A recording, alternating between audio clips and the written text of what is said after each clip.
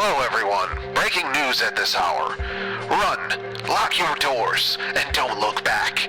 This is the advice given by police after a string of incidents where people have been attacked by what can only be described as either creatures from another world or people in really good costumes. There's also several reports of people seeing flashing, like lightning, but some have said they had visions of other times and worlds. Local doctors have said it is common for panic attacks that cause hallucinations. Is that what this is? Also, several NFL games are still going forward despite reports of strange storms that opened up right above stadiums. Some football players and fans ran away at first, but they're now supposedly going to play.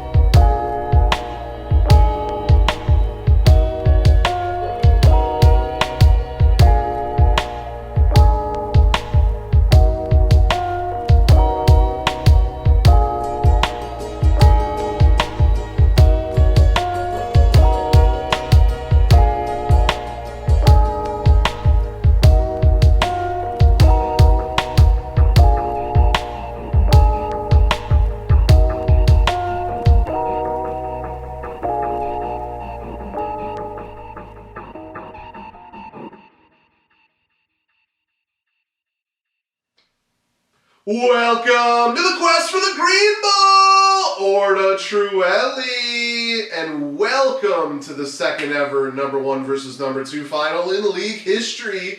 Though it's the second straight season this has happened, perhaps the curse of the number 1 seed is finally over, but we still only have one top-seeded champion in a previous season, so we'll see. And let's get right into it. Who's going to be the chosen one? Who's going to be able to drink from the cup? Who's going to make history as a first-time champion? It is time for the Green Ball! As top-seeded Banditos del Rio host second-seeded Green Acres at the deserts of Mahlu.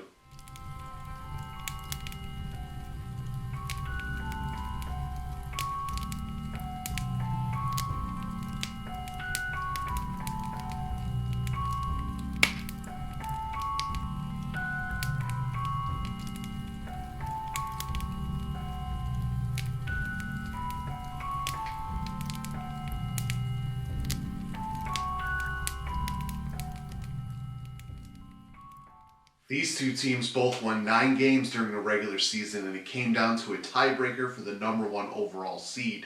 Banditos Del Rio, who's making his first ever Green Bowl appearance, won a very competitive Week 6 contest against Green Acres, 104.44 to 93.94.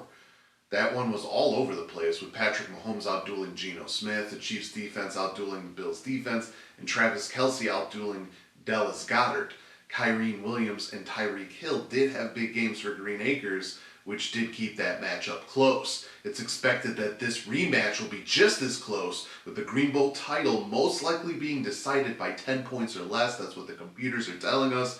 The computers called for close championships the last 2 seasons, though, with both games ultimately turning into blowouts. So we'll see. I mean, you never know. This will be Green Acres' second appearance in the big game, with the last one in 2018 ending in a heartbreaking loss by less than 4 points to former league member Meow Master. Banditos Del Rio enters this Green Bowl with a 52.4% chance to win. While not as important to both players, the winner does get the 10th pick in the 2024 draft, with the losing squad getting the 6th overall pick. But everybody wants to know who's going to win this thing, and every position becomes extra important in this big final match. An MVP is needed to win a Green Bowl title, but the complementary pieces are just as important. C.J. Stroud is expected back after missing the last 2 weeks, and Green Acres tends to choose the best quarterbacks each week. Stroud gets a good matchup against Tennessee, with his team fighting for the playoffs. Stroud will need to outduel Patrick Mahomes, who has not looked like a top fantasy quarterback lately due to the lack of weapons around him. Still, the Bengals just got torched by Mason Rudolph for 290 yards and a couple of touchdowns. That bodes well for both Mahomes and Travis Kelce, who has also struggled to live up to his ADP at tight end. Kelce needs to step up here with the matchup in Green Acres is Dallas Goedert, who should get plenty of touchdown opportunities with a game against Arizona. Raheem Mostert is a trade pickup that is certainly huge for Banditos. He's a touchdown machine who gets the toughest matchup of the season against a Ravens defense that shut down the Niners, although Christian McCaffrey did good against the Ravens. On the other side, Gus Edwards still has a propensity to find the end zone with goal line carries, and Green Acres could use another one here. Deebo Samuel also can get goal line carries at times as a versatile wide receiver. Banditos' second of 3 trade pickups this season gets a glorious matchup against lowly Washington, so he could get plenty of work here. Mike Evans has been a touchdown machine, but gets a tough matchup. Still, Baker Mayfield loves throwing to Evans, and the Buccaneers' offense has been moving the ball well lately. Kyren Williams has been a stud for Green Acres when healthy, and he gets a great matchup with the LA Rams, still in a playoff race. Williams continues to get lots of volume and is scoring touchdowns. He was a big reason why Green Acres is even here. Brandon Cooks comes in with a good matchup with Dallas at home, where they tend to play much better. 3 of his 5 touchdowns have come at home. Detroit can score well too, so look for potential shootout here, which would add to Cook's TD opportunities. The flex position boasts 2 running backs, Jonathan Taylor, who became the only running back to rush for a touchdown against Atlanta last week, gets another juicy matchup here against Las Vegas. Kenneth Walker, who struggled last week, gets a matchup against Pittsburgh, which could mean lots of carries in the second half if the game is close. Jason Sanders has a matchup against Baltimore after drilling several 50-plus yarders. Jake Moody for Banditos could be kicking too many extra points with Washington's bad defense, but he could also add field goals to pad those numbers if the game ends up being a big-time blowout. The Bills and Chiefs defenses are big to watch too here. The Chiefs play well against everyone and get to toy with a backup quarterback. The Bills have to take on New England and should have plenty of opportunities to force turnovers and limit points against, although Bailey Zappi has played better for New England lately. But there are 2 players I look to as potential Green Bowl winners. For Green Acres, I turn to his number 1 wide receiver, Tyreek Hill. Hill has proven to be a matchup-proof wide receiver in the past. He has had double-digit points in all but 3 games this season, including one where he was hurt. So can you even count that one? But he's been a monster. Hill is pushing to potentially reach the promised land with 2,000 receiving yards. He needs 180 yards per game to do that, but he certainly has the speed and ability to do this.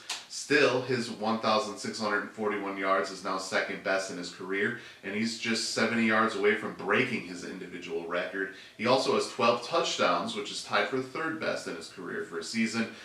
So why would I talk about someone who puts up numbers against other good defenses like this? Well, he had 102 yards in a score against the Jets in Week 12. He had 99 yards last week against Dallas, so that clearly shows he can do that against bad teams. However, one of his bad games was against the Chiefs, another good defense, so he has been stopped before. And he gets Baltimore next, the defense that is continually dominating good offenses. The Ravens have allowed 10 touchdowns to wide receivers and about 145 yards per game. 6 of those touchdowns have come in the last 6 weeks, with 4 in the last 3 weeks, though. This usually sound defense also has allowed 200 yards per game to a team's wide receivers in the last 3 weeks, including 245 yards against Cooper Kupp, Puka Nacua, and the rest of the Rams receiver core. Green Acres needs Hill to be matchup proof here. He needs him to lead the way, and there is reason to believe that Baltimore can be vulnerable, as we've just told you.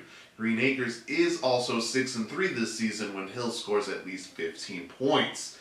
But if Tua Tagovailoa doesn't get enough time to throw, if he struggles to get the ball down the field, and if the Ravens force turnovers like they did against Brock Purdy last week, Hill could get limited. On the other side, Banditos Del Rio boasts his 3rd trade pickup in DeAndre Swift. The Eagles running back is having a very nice season. 988 rushing yards, 209 receiving yards, and 6 touchdowns. The Eagles like to run, and while there are several vultures on the team, with Kenneth Gainwell and Boston Scott, Swift gets the majority of running back touches. Since taking over as starter, Swift has double-digit touches in all but one game, a blowout loss to the 49ers, and he has 15 or more carries in 8 games. Swift hasn't had over 100 yards in a game since Week 3, but he's had over 100 total yards in 9 games this season. This week, Swift gets to go up against Arizona, a team that has allowed 123 rushing yards to running backs per game and 14 total rushing touchdowns. They've also allowed 8 receiving scores to backs, which is crazy to think about. So that's 22 touchdowns to running backs. The Cardinals have allowed 3 rushing scores twice, and 3 or more total touchdowns to backs 4 times this season. So the potential is certainly there for Swift to have one of those bigger games, those beast games that everybody wants, which could be a gigantic boost to Banditos, a potentially championship boost. The one caveat is that the Eagles also like to use the brotherly shove around the goal line to allow Jalen Hurts to get the rushing touchdowns. If Swift loses out on touchdowns here, the yards might not be enough of a boost in what should be a close matchup. The goal line carries will be watched closely here. Banditos first played Swift in Week 12 after a trade deadline trade here in our league, and he didn't do much to close out the regular season, but he is now 1-0. Banditos is when Swift scores at least 15 points, which he did last week in the semifinals. Of course, the Green Bowl also brings us the potential Green Bowl MVPs, the player that helped lead a team to the title throughout our playoffs. More emphasis is placed on the Green Bowl performance if there are multiple big games from the previous weeks this week. But the semifinal results do matter in the end for these two teams here. So who are the Green Bowl MVP candidates right now? Well, for Banditos, we have Mike Evans, who had over 20 points last week, and Swift, who had over 15 points. Raheem Mostert also had double-digit points, and Patrick Mahomes had over 18. Though quarterbacks are weighed differently, you still have to include all of them. Evans is obviously the front runner right now, but Swift, Mostert, and Mahomes can also have monster games here and get the edge. And if everyone has a dud and someone else goes off to lead Banditos to the win, that's going to be considered as well. I got to look at Deebo Samuel as a candidate because of that potential, even though he didn't do much last week. He still has an outside chance here. For Green Acres, Kyrene Williams has been a stud and is certainly in the conversation after scoring over 16 points last week. Tyreek Hill and Jonathan Taylor are also clear possibilities for the Green Bowl MVP. C.J. Stroud has been a monster at times this season, so even though he didn't play last week, duds by the others and a big game by Stroud can still net him the Green Bowl MVP. What matters is the victory. Only one team can win the Green Bowl, and whoever leads them to the title is going to be revered. Of course, there are 5 other place matches with draft position in 2024 on the line, plus pride. Let's check them out. In the 3rd place match, Risky Business hosts the Stellar Bitches at the Forests of Fial. The winner gets the 9th pick next year, with the losing squad getting the 11th pick. These two teams played back in Week 5 with the Stellar Bitches winning 88.16 to 53.02. Risky Business comes in with a 61.3% chance to win, but both teams still need to make some moves. Baker Mayfield versus Matthew Stafford, Rashad White versus Jamar Gibbs, Bijan Robinson versus Christian McCaffrey, and Tyler Lockett versus Devontae Adams are some key places to watch in this one. The 5th place match features two teams who fell in the quarterfinals, with Remember the Titans hosting the Clash at Demon Head at the Gofta of the Highlands. The winner here gets the 8th pick in 2024, while the losing team will get the 12th overall pick. Remember the Titans won a very competitive high-scoring game the last time these teams faced off in Week 5, 124.84 to 122.66. Remember the Titans enters this one with a 66% chance to win, but the Clash at Demon Head does have to make some changes. Lamar Jackson versus Josh Allen, Breece Hall versus Isaiah Pacheco, Amari Cooper versus Brandon Ayuk, and Sam Laporta versus Isaiah Likely are some key spots to watch. The Jets' defense versus the Saints are other big areas.